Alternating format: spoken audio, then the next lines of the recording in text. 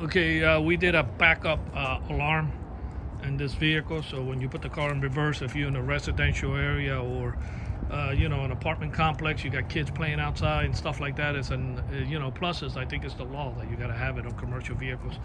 It's installed already. I'm gonna go ahead and start the truck, the van, and put it on reverse so you can hear it.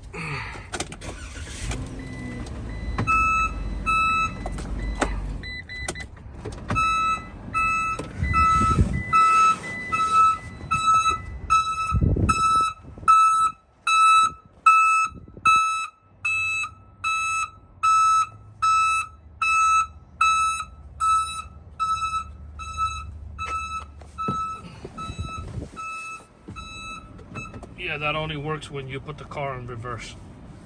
Other than that, it's not gonna make that sound, only in reverse. So it's, if you got people outside and stuff like that, they can hear the beep and get away from your truck.